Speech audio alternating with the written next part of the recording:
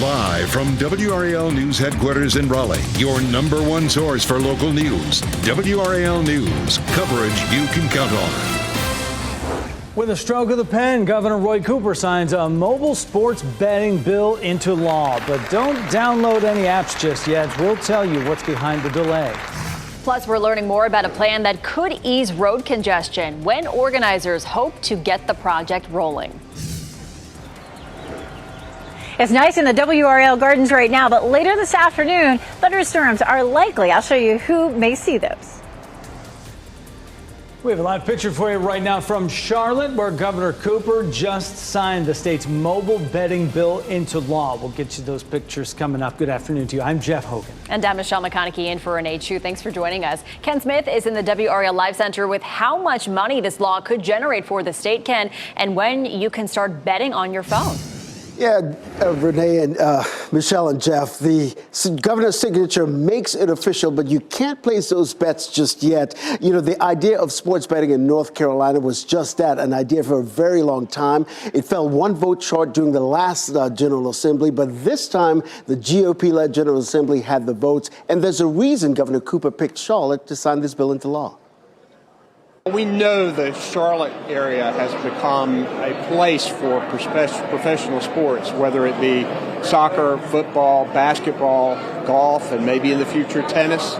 So we know that this is a place that is an economic engine for North Carolina and a place where professional sports already are growing and has the potential to grow even more. Well, this law allows you to bet on professional and college sports through mobile apps and at 8 in-person locations. According to the numbers, this bill will generate $100 million in taxes by the year 2029. But again, gambling won't start until at least January because that'll take some time for the State Lottery Commission to get it all set up. Well, WRAL's Matt Tallham was there for that signing, and look for a live report from him coming up at the 12:30 half hour. Thanks, Ken. We look forward to that. A plan to ease traffic backups in the Triangle isn't getting rave reviews. The Durham, Chapel Hill, Carrboro Metropolitan Planning Organization discussed the state's redesign idea this morning. WRAL's Monica Casey was there. And Monica, if not rave reviews, what are their concerns? Well, NCDOT shared this redesign of the 15501 interchange with I-40. Local leaders in Chapel Hill, Carrboro, and Durham say almost none of this plan fits with their vision for the area. The proposed change would create a diverging diamond on those major roads, along with a new road connecting Easttown Drive and New Hope Commons Drive. Chapel Hill's mayor has aired concerns about the timing, the process, the lack of multimodal options for buses, bikes, and pedestrians, and the concerns about a preservation of a natural heritage area there. At today's MPO meeting, other board members discussed their issues. Given the failures we've had with the light rail, to set ourselves up for a major change being perceived as a failure by the public just will really continue to disillusion them in our processes. NCDOT sent this diagram to the town of Chapel Hill showing the proposal at the end of May with a deadline of June 9th to provide the preliminary public comments. Engineers emphasized today that this is preliminary and there will be many more conversations to come. Today, the MPO agreed to schedule another meeting with NCDOT for June 27th to go point by point through their concerns with this plan, and they certainly have a lot of public comment to go through as well. Jeff? Yeah, a lot of discussion still left. Monica Casey live in Durham for us this noon. Monica, thank you. A plan to speed up traffic by turning a congested stretch of Capitol Boulevard into a freeway is hitting a roadblock. The DOT's new 10-year plan allocates money toward completing one section of the expansion just above I-540 in North Raleigh. But it removes funding from two sections of the freeway up to Wake Forest because of rising costs. So that means those sections will have to compete all over again with other transportation projects across the state for future funding.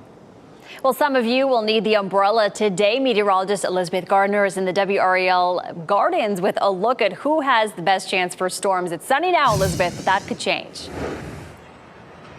It's beautiful in the gardens right now. There have been people wandering around. It is going to be a warm day. Highs are going to climb to around 90 degrees, but we will have the potential for some thunderstorms. We have a front that'll start to lift northward, and that will bring us the chance. Let's take a look at satellite and radar, and it shows us what the picture is right now in terms of what's happening out there. You can see plenty of rain down into South Carolina. You can see it's drifting off toward the coast, but gradually this whole thing will lift northward, and that's going to bring us a chance of some thunderstorms this afternoon. We don't have a level 1 or any risk for severe storms in our viewing area right now. Most of this looks like it's going to be to the south or anything that would be very heavy. This is our lunchtime view of Futurecast, and we'll move that ahead, and you can see the clouds increase. By 3 o'clock, there could be an isolated shower or thunderstorm well to the south down around Fayetteville or Clinton, and then things are pretty quiet, it looks like, for the most part during the evening commute. But by the time we get to the evening, 7, 8, 9 o'clock, you can see a heavier band of rain and thunderstorms, especially in our southern counties from Raleigh down toward Fayetteville and Clinton and back up toward Goldsboro and even Rocky Mount. That's likely to continue for several hours and then fizzle out by midnight. We also have the chance of some isolated storms tomorrow. We'll walk through tomorrow coming up in just a second. We do have, of course, that potential to have a warm afternoon, and we'll see our temperatures climbing to around 90 degrees. I'll show you how many 90-degree days we have in the 7-day forecast coming up. Thanks, Elizabeth. Police say a wanted felon is in the hospital after leading them on a high-speed chase across 2 counties. WRAL's Brian Schrader is here now with a look at how that chase ended. Brian. Jeff, Roxborough police say this all started around 4 o'clock this morning. Officers tried to stop 21-year-old Anthony Williams of Durham for speeding. And they say that Williams then led them on a chase into Durham at speeds reaching 115 miles an hour at times. Police say that the car crashed on Midland Terrace at Camden Avenue. That car flipped several times in front of a Durham fire station. And this video from the WRAL breaking news tracker shows just how badly damaged that car was. Now, at last check, Williams was at Duke Hospital in critical condition. We've since learned that he was wanted on felony warrants in Durham and in Martinsville, Virginia. The charges include breaking and entering, abduction, and using a firearm while committing an assault. Police said that they found drugs and guns in Williams' car this morning, and he is facing several new charges. All right, Brian, thanks for that information. We also have a live picture right now from the Carl Scott Building at the State Fairgrounds in Raleigh. A special memorial just wrapped up minutes ago for a Wake County canine officer killed in the line of duty. Canine Santos was accidentally shot by a Knightdale police officer while assisting with an investigation. And we're following some breaking news here in the WRAL Live Center involving the nation's largest Protestant denomination. We're talking about the Southern Baptist Convention voting overwhelmingly today to uphold the expulsion of at least 5 churches for having female pastors. Now, the churches include Saddleback Church, led by Rick Warren. That name sounds familiar. He wrote the book A Purpose-Driven Life, along with several other books. Another church out of Louisville, Fern Creek Baptist Church, and 3 others were also expelled. Pastor Warren and the pastor from Fern Creek appealed that decision, but today SBC officials confirming members voted overwhelmingly to uphold the expulsions of those 5 churches for having women leading congregations. Former President Trump is back in New Jersey after pleading not guilty on federal charges. Trump was arrested and arraigned in Miami, Florida, then delivered remarks at his New Jersey golf club. As Bree Jackson reports, he did not use his speech to deny that he had classified documents. Former President Trump addressed supporters after entering a not guilty plea in federal court. This day will go down in infamy. Prosecutors allege that Trump mishandled and schemed to hold on to classified documents. He faces 37 felony counts. Charging a former president of the United States under the Espionage Act of 1917. The historic arraignment drew crowds of opponents and supporters. Freedom for Trump! Freedom for Trump! Hello, everybody. During a quick stop at a Cuban restaurant, some sang happy birthday to the former president. Happy birthday! Some birthday. Who turned 77 today. Others sang his praises outside the federal courthouse. The Trump train is not a train anymore, it's a starship. Actually, a fleet of starships. On the campaign trail, his former running mate turned 2024 challenger Mike Pence is among those raising concerns. I had a chance to review the indictment over the weekend, and this indictment contains serious charges. and I cannot defend what is alleged. Senate Minority Leader Mitch McConnell avoided questions about Trump's indictment and says he wants to stay out of the 2024 race. I'm not going to start commenting on the various candidates we have running for president. There are a lot of them. It's going to be interesting to watch. People across the world are watching and waiting to see how the legal cases against the now twice indicted former president play out. And Judge Eileen Cannon, a Trump-appointed judge, has been assigned to oversee the trial. In Washington, Bree Jackson, NBC News. Co-defendant Walt Nauta was also in the courtroom. He's been with the former president since the White House. Nauta is charged with 6 counts of conspiring with Trump to keep the federal government from getting the documents. He'll return to court later this month to be arraigned. And more bad news for the former president. A federal judge now says E. Jean Carroll can amend her defamation lawsuit against Trump. The judge granted that motion yesterday. The request for the amended suit comes after comments Trump made on CNN, where he denied knowing Carroll, let alone raping her, and calling her story fake, made up, and created by a whack job.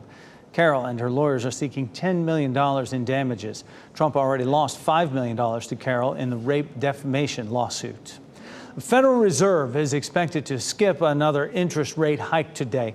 Analysts speculate the pause will come as policymakers examine the impact of 5 percent points worth of increases dating back to March of 2022. This morning, the Producer Price Index fell below its pandemic average.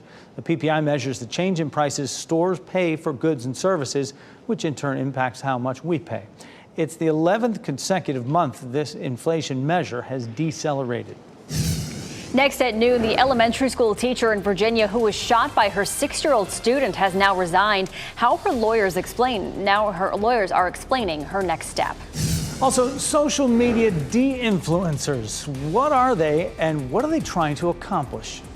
And a local high school featured on the Today Show how East Wake High School started its graduation day by appearing on national TV. Download the new WRAL streaming apps on Roku, Fire TV, Apple TV, and Android TV.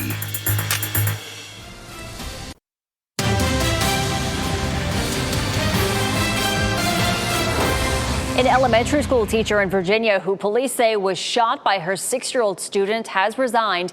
Abby Zwerner has been on unpaid leave since the incident and is suing the Newport News Public School District over the issue. Maggie Marshall spoke with a labor employment attorney who explains why Zwerner's lawyers may have advised her not to take workers' compensation. The first-grade Virginia teacher that police say was shot by her student is no longer employed as a Rich Neck Elementary School teacher. As of Monday, June 12th, the school district released these emails from March that show Abby Zwerner emailed them saying she wished to resign. The email was in response to the district's yearly intent form for teachers to fill out for their upcoming school year to see if their contract needs to be renewed. The district says they then followed up with 2 emails confirming her June separation date. If you get an email from an employee that says, I would like to resign, then that means that they are resigning. Zwerner's attorney, Jeffrey Bright, claims she has not been paid since February and claims she has not received a response for the disability claim she filed. Bright says she did not take workers' compensation because it would impact their negligence claims and the $40 million lawsuit they have filed against the school district. The workers' comp bar would bar you from proceeding against your employer in court under kind of a negligence theory, because workers' comp is that's your remedy. The school district says Zwerner refused to accept the workers' compensation. Because of that, the district says HR paid out her sick leave until it was depleted. Because she didn't accept the workers' comp, she was placed on unpaid FMLA, which they say was in accordance with federal law and school board policy. If she had filed for workers' comp right after this happened, she couldn't turn around and sue them for negligence. And so it's kind of, she can't have her cake and eat it too. Had she elected to choose the workers' comp route, she would have gotten 60-something% of her salary tax-free. That was Maggie Marshall reporting. Meanwhile, the mother of the student accused in that shooting pleaded guilty on Monday to using marijuana while possessing a firearm. Attorneys for Deja Taylor accepted a plea agreement that calls for a sentence of 18 to 24 months in prison. Sentencing is scheduled for October 18th. Happening now in the WRAL Live Center, we want to take you to these new video coming in out of Greece. At least 78 people have died and dozens are feared missing off the coast of southern Greece. A fishing boat carrying migrants capsized and sank. A large search and rescue operation was launched in the area. Authorities say more than 100 people have been rescued so far following the nighttime incident. You see some of them there coming off that boat. Some of the survivors were hospitalized with symptoms of hypothermia. The vessel was reportedly sailing from eastern Libya headed to Italy. Now, the death toll could go up as that search and rescue mission continues. Prosecutors investigating the Rust movie set shooting say they will soon decide whether to refile charges against Alec Baldwin. Prosecutors dismissed involuntary manslaughter charges against Baldwin back in April, but said at the time the decision was only temporary. The state's independent expert is testing the gun, and if it does not malfunction, he could face charges again. The Mississippi police officer who shot an 11-year-old boy last month is suspended without pay. Police Sergeant Greg Capers shot a Darian Murray in the chest on May 20th after the boy called for help with a domestic disturbance. Murray's family is still demanding that Capers be fired and not be allowed to serve as a law enforcement officer again. Darian survived but suffered several injuries, including a collapsed lung. A huge honor for a local high school drama instructor. Olivia Bolito received the honorable mention in this year's Excellence in Theater Education Award presented by the Tony Awards. Bolito, who teaches at Durham's Jordan High School, was nominated by a former student, a colleague, and her principal. Her name and school will appear in the Tony Awards playbill and will be featured on TonyAwards.com. Congratulations. And more congratulations are in order. It is Graduation Nation. And the Today Show is highlighting high school graduates from around the country. And today, they picked East Wake High in Wendell. We are spotlighting high schools on the morning of their graduation ceremonies. This morning, guys, we are headed to East Wake High in Wendell, North Carolina. Elizabeth Gardner from our Raleigh affiliate, WRAL News. She's there.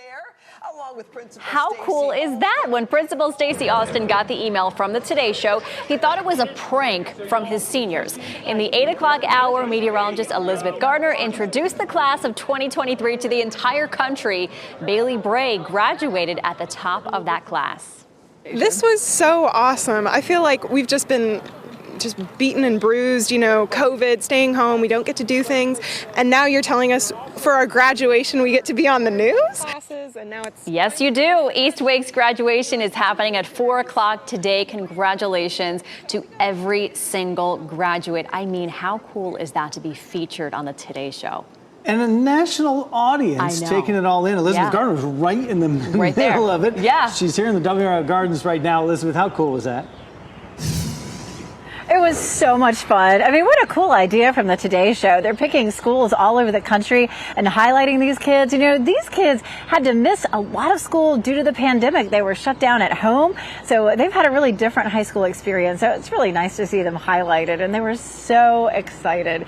A lot of them, actually, that 4 o'clock graduation could be dealing with some scattered thunderstorms. Most of it looks like it'll be a little bit later on. But it's absolutely beautiful in the gardens right now. Of course, you've heard us talk about the century plant before, but it's still going strong out here. I was just looking at it, and it looks like a lot of things. It looks like an asparagus stalk, and it actually comes from the asparagus family and the agave family. So some folks actually harvest the sweetness out of the leaves of these plants, and it's something that you don't see here a lot. It's really native to Mexico and to Texas, so it's kind of fun to have this right here in our backyard. Let's take a look at the storms that could be rolling through for us later on. We're going to start off with a look at what's going on out there in terms of our temperatures. It's already 84 degrees, but our dew point is at 57. And if our dew point's in the 50s this time of year, it feels more comfortable. It really feels fantastic in the shade, but standing here in the sun, I'll tell you, it does feel warm, and we're headed to 90 for the high this afternoon. It's 79 in Roxborough, it's 84 in Durham, 82 in Clinton, and 82 in Southern Pine. So really the warmest spot right now is here in the Triangle area. Once again, you can see those scattered showers and thunderstorms on the satellite and radar view way down into South South Carolina. But our models continue to show that lifting northward as we head through the afternoon. That's a look at 3 o'clock, and just a few isolated storms down to the south. They sort of come and go for a bit. And then, say around dinner time or so, they become a bit more widespread, but mostly in our southern counties. That's going to be 9 o'clock, and we'll push it on out to midnight. And after that, they fizzle. But we could see more storms on Thursday, and I'll show you the timeline for that coming up in just a little bit. Definitely going to be a warm one. Lots of graduations. I think graduations go on down there at the Convention Center in Raleigh for at least a week or more. So if you're headed to a graduation, be sure to take along a raincoat or an umbrella if you're going to be there during the evening when you come out, or even when you're headed there, depending on the time. There could be a few isolated showers or thunderstorms. Our muggy meter feeling good. It's right there in the comfy zone, but not likely to stay there much longer. We're going to see it becoming tolerable for us as we get to Friday, Saturday, and Sunday, which isn't bad, but it's a step up from comfortable. We do have lots of 90-degree days in this 7-day forecast, but we've had such a slow start to any intense heat. 90 today, 91 on Friday, 90 on Sunday. Of course, Saturday and Sunday are looking a little drier, definitely on the warm side. We may end up with some showers and thunderstorms on Monday and Tuesday. And of course, Monday is Juneteenth. We'll talk about the forecast for Juneteenth celebrations across our area and for Father's Day coming up. All right, Elizabeth, thank you. Well, you may recall several months ago a no turn on red push by the city of Raleigh in the downtown area. Well, signs went up, speed limits have been reduced, and has there been any enforcement? Tonight at 6, Mark Boyle asked the city why so far no citations have been issued and if it's really because the signs are working. Lightly sweetened, pesticide-free, low sodium, very low sodium. What do these food labels really mean, and are they worth paying for it? 5 on your side, we'll tell you tonight on WRAL News at 5:30. Well, still ahead this noon, America has a new top-selling beer. How an ongoing controversy may have contributed to another slip in sales for Bud Light. Plus, we are getting a rare look at history. Why historians say this stereograph gives a more complete look at the past.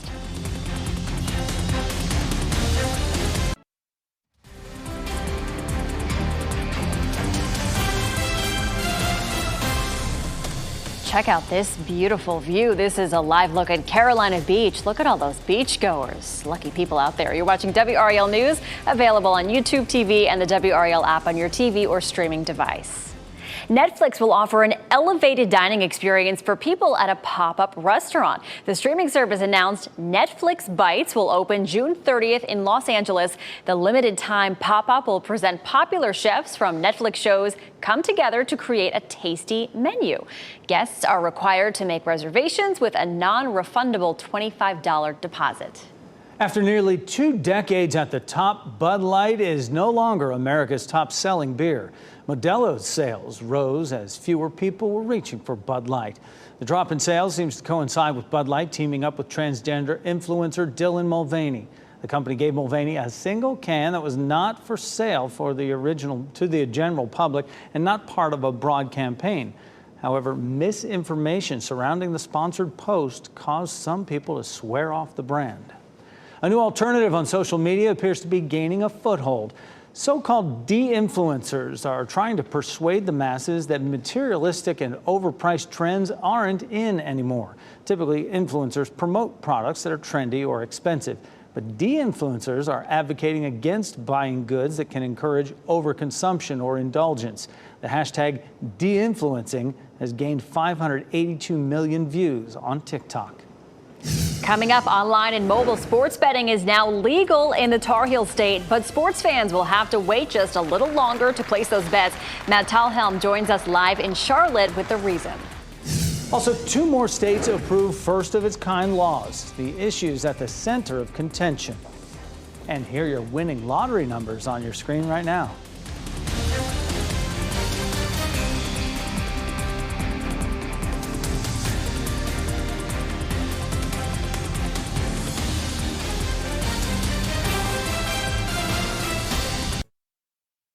Shot in 4K ultra high definition. Your #1 source for local news. WRAL News. Coverage you can count on.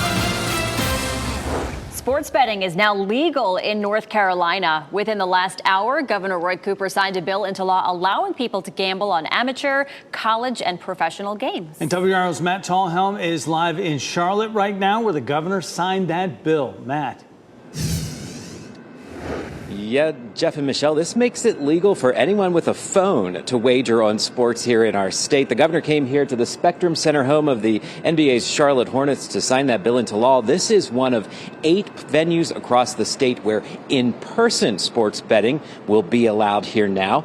Lawmakers and execs from some of the state's professional sports teams were here joining Governor Cooper for the signing of that bill. It legalizes mobile sports betting. The state will issue licenses to 12 operators at a fee of $1 million each. 2 of the venues where in-person sports wagering will now be allowed are in the Triangle at Wake Med Soccer Park in Cary. Of course, that's where the NC Courage plays, and also the home of the Hurricanes and NC State men's basketball, PNC Arena. Legislation will help these professional teams to grow even more and to thrive, and attracting more of them. The state estimates this will bring in $100 million in taxes by the 5th year. Some of that will go to education and treatment programs for gambling addiction. Some of the money also will go to youth sports programs across the state. So while it is legal to place your bets today, you actually can't do it just yet. There has to be a whole system put in place here in the state. The NC Lottery Commission is working out the details of that to get this all up and running. So the earliest that you'd actually be able to start gambling on sports here in North Carolina is January 8th. I asked the governor, is he asking the commission to speed that up? He says he wants to make sure this is done right. The commission does have up to a year from today to put all of that into place. Yes, so doing it by January seems like a pretty quick turnaround there. Matt Tallhelm live in Charlotte for us with that announcement. Matt, thank you. There's a growing effort to ban transgender women from playing on girls' sports teams in North Carolina schools and could get closer to becoming law today. The state Senate's Education Committee will debate a bill that affects transgender athletes in middle and high school as well as in college. Both the Senate and House have already passed their own version of the ban, but need to agree on the details before sending it to Governor Cooper's desk. Our county-by-county coverage takes us to Franklin and Nash counties.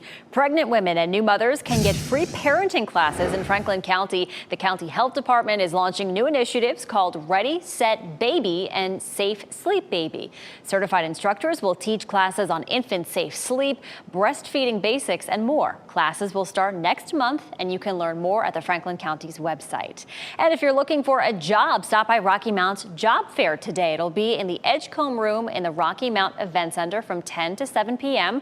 There are job openings in multiple city departments, police, fire, public works, and energy resources. This is a really good opportunity to expand your network or learn about the different city departments. There will be a prize drawing for those who stop by. From a ban on banning books to a minimum wage pay raise for app-based food delivery workers, Jackie Ibanez takes a look at some of the new policies going into effect that are a first of their kind in the nation. They're a first for the nation, with leaders in Illinois and New York City passing new laws and rules they hope will gain traction across the rest of the country. Regimes ban books, not democracies. Illinois Governor J.B. Pritzker signing a bill into law Monday, making the Prairie State the first in the U.S. to forbid public libraries from banning books. Books about LGBTQ plus kids and teens. Books about the Black experience and racism. The new chapter in Illinois starts January 1st and prevents public libraries from receiving state funding if they ban reading materials based on partisan or doctrinal reasons. The argument for banning books always begins with the claim that it's about protecting the children. Book bans are about censorship, marginalizing people. Meanwhile, another big rule is coming to the Big Apple. New York City is setting the tone for across America. Starting July 12th, app-based food delivery workers for companies like Uber Eats and DoorDash will begin receiving a minimum pay rate of nearly $18 an hour. It's good for the economy because when the deliveristas are paid the right salary, they're going to recycle the dollars back into the communities. Bumping them up from the roughly $7 an hour they currently make. Pay rates will be adjusted every year based on inflation. There's Jackie Ibanez reporting, and these mandates are getting some pushback, as you might guess. Some critics of the ban on banning books say that the law is politically motivated, while officials at Uber Eats and DoorDash say New York City's rule could eliminate jobs. Coming up, doctors are waving the red flag over new cases of strep throat. We'll tell you how you can keep your family safe. And a life-saving resource is needed constantly. It's blood, the type needed the most, and how you can help.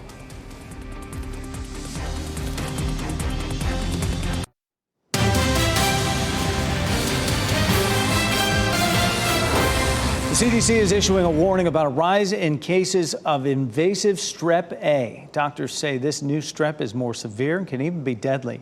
Linda Schmidt reports it can be treated if it's caught in time. We're seeing an increase in it across the region and across the country. It is an increase of both regular strep throat as well as invasive group A strep, which is more severe and can be deadly. When we find it in the muscle, in the tissue, or in the blood, it can be very dangerous. If it gets in the bloodstream, we can also see toxic shock syndrome, which can lead to organ failure, failure of kidneys, of the liver, of the lungs, and that can be deadly. It can cause things like severe sepsis. The flesh-eating bacteria is another one. Dr. Salvatore Pardo is the chair of emergency medicine with Long Island Jewish Valley Stream Hospital. He says invasive strep A is highly contagious, but it is treatable. The good news is it's not a new strain. It is the same strain that we've seen in the past. We have good antibiotics to take care of it. It's easily treatable as long as it's identified. The most at risk are people with compromised immune systems, but invasive strep A can strike anyone. In the littler kids, we're also seeing more commonly strep turn into pneumonia and pulmonary and respiratory infections. That was Linda Schmidt reporting, and doctors say symptoms to watch out for include sore throat, fever, chills, muscle aches, nausea, vomiting, and swollen skin. Today is Blood Donor Day, and if you have never donated blood before, it is really worth considering. According to the Red Cross, every 2 seconds, someone in the U.S. needs blood or platelets, and the most common type of blood requested is type O. To find a blood drive near you, you can call your local hospital or you can visit the Red Cross website. Happening now in the WRAL Live Center. Just about 15 minutes ago, we told you about prosecutors possibly refiling charges against Alec Baldwin in that deadly shooting on the set of Rust. Well, now comes word from prosecutors about the armorer, Hannah Gutierrez-Reed, was likely impaired on the day of that deadly shooting. In that same filing, prosecutors say Gutierrez-Reed had a history of reckless behavior and was likely hungover when she put a live bullet in a gun that later killed cinematographer Helena Hutchins. Of course, that weapon was handled by actor Alec Baldwin during that deadly shooting. All right, Ken, thank you. People in Kentucky are getting a more complete picture of history. Plus, the roof of a high school collapses, injuring 3 people. What investigators say was going on when that roof caved in.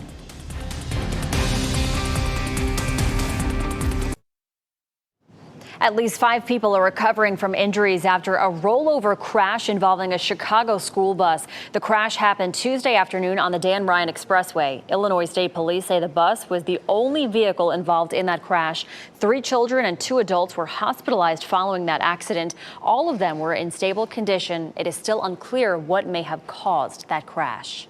And part of a roof collapsed at a high school in the Houston metro area, killing 1 construction worker and injuring 3 others. This all happened at a high school where work was underway to build a gym. Officials say no students or staff were in the building when the roof collapsed.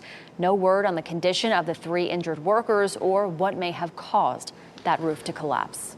A rare photograph of a man enslaved by Henry Clay will soon be displayed for visitors at Ashland, Clay's estate in Lexington, Kentucky.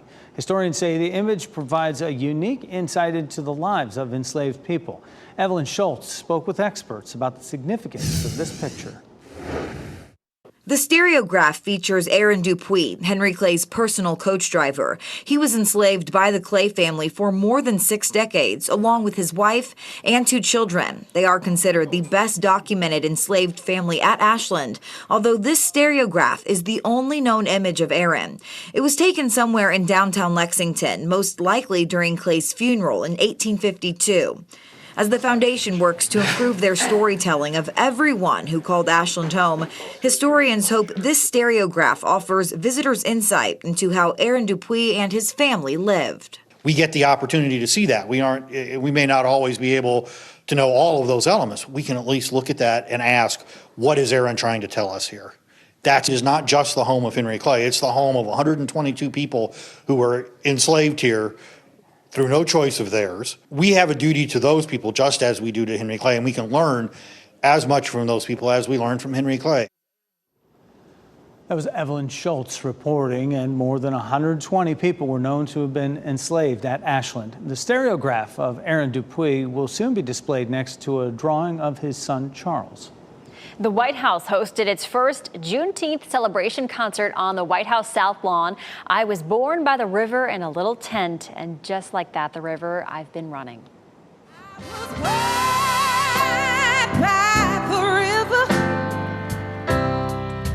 In the little tents,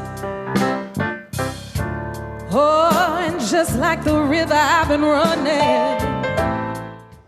I didn't do such a good job. Jennifer Hudson did a better job than I did. The event included performances from the EGOT winner Jennifer Hudson, Tony winner Audra McDonald, and HBCUs. President Biden declared Juneteenth a federal holiday in 2021. It commemorates the day enslaved people in Galveston, Texas learned they were free June 19, 1865, 2 years after the signing of the Emancipation Proclamation.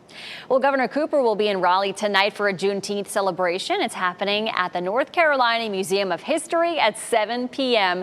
Tonight's program focuses on the significance of Juneteenth. Cooper and the interim director of the National Museum of African American History and Culture in Washington, D.C. will both deliver speeches. Early afternoon right now, and it is beautiful outside. Elizabeth Gardner is just outside our building there, the WRAL Gardens right out back. It's not going to last forever today. We're getting closer to that hour when some showers may be coming in.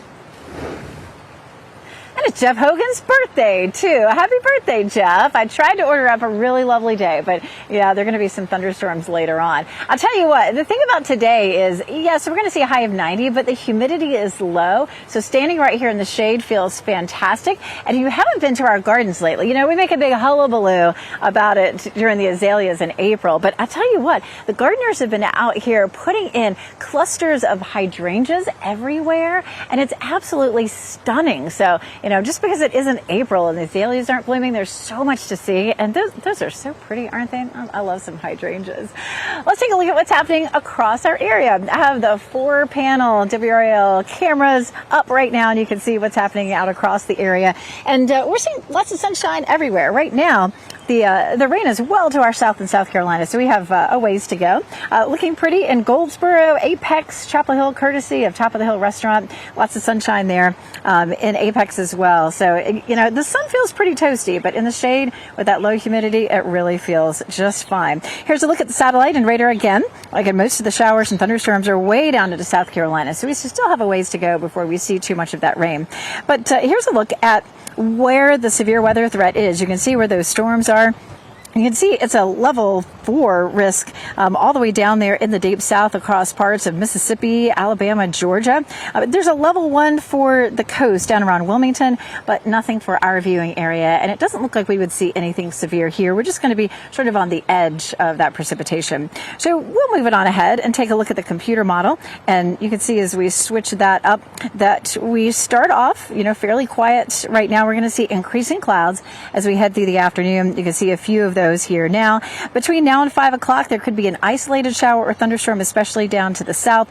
By the time we get to 7, 8, 9 o'clock, we're seeing a better chance of some scattered storms. Some of those could produce some heavy rain and some blustery winds, but they shouldn't reach severe criteria. After that, we're fairly quiet overnight. There's midnight, and we'll start the day on a quiet note, but we could end up with some more scattered showers and thunderstorms. It's a 30% chance now on Thursday, and we started to see that last night, and we continue that forecast for today. You can see this time it's more, you know, the northern counties there at 5 o'clock, a few isolated showers and thunderstorms, and then that starts to move on by and out of here right about the time we get to sunset.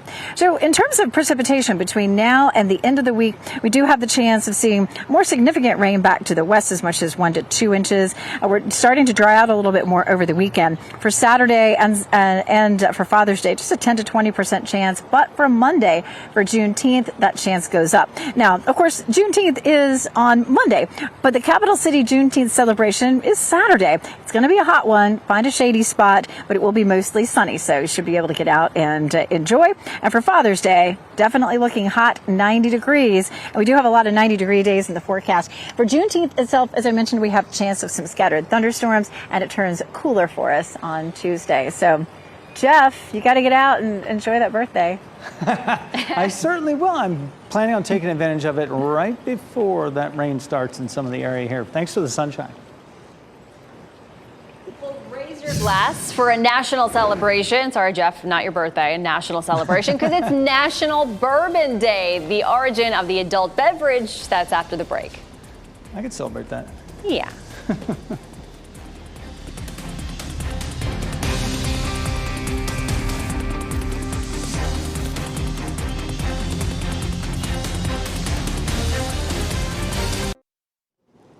We wrap things up with a look at a few of the headlines we're following for you today. This morning, Governor Roy Cooper signed a bill making sports gambling a law, and it allows people to bet on professional and college sports through mobile apps and at 8 in-person locations. Gambling won't start until at least January, though, because it'll take time for the State Lottery Commission to get everything set up for it. And a special memorial happened today for a Wake County K-9 officer killed in the line of duty. Dozens of law enforcement agents attended. K-9 Santos was accidentally shot by a Knightdale police officer while assisting with an investigation. The K-9 joined the sheriff's office in 2016, making him the longest-serving K-9 there. A plan to ease traffic backups in the Triangle isn't getting rave reviews. The Durham Chapel Hill Carborough Metropolitan Planning Organization discussed the state's redesign idea this morning. It's for the 15501 interchange with I-40. Local leaders say almost none of the plan fits into its vision for the area. Engineers emphasized today that this is preliminary and there will be more conversations to come. Bottoms up, it's National Bourbon Day. So what makes a whiskey a bourbon? Well, among the criteria, it must be distilled in the U.S., be made from a mash of at least 51% corn, and barreled in new charred oak barrels at no higher than 125 proof. Some other fun facts: the drink gets its name from Bourbon County, Kentucky, and 95% of bourbon comes from that state.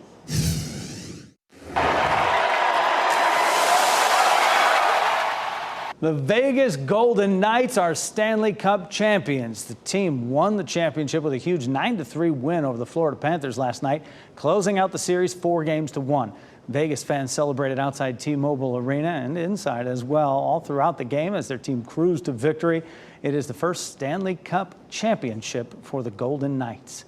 For the first time in 75 years, the U.S. Open takes place in Los Angeles. You can watch all the golf action right here on WRAL. Coverage begins tomorrow at 8 p.m. and continues throughout the weekend. Live golfer Brooks Koepka, many others will be there. Koepka most recently won the PGA Championship a few weeks ago. Our pet of the day is an incredibly loving and affectionate kitty from Cat Angels NC. This is Thumper. Thumper is an incredibly affectionate, loving, playful, and hilarious young kitty who loves people. As soon as she's done playing, she wants to curl up on your lap, and she might do well as an only cat, but she does enjoy playing with other cats. Interested adopters can complete an application on the Cat Angels website. Classes are out. Kids have more free time now that it's summer. And today on WRAL News at 4, how to keep your child away from screens while keeping them entertained as well. NBC News Daily is next on WRAL. Your next local news update is in 30 minutes. You get breaking news updates anytime with our WRAL News app. Ooh, look at that view from Carolina Beach. Have a great day. Keep watching WRAL News over the air Channel 34 and Spectrum Channel 1257.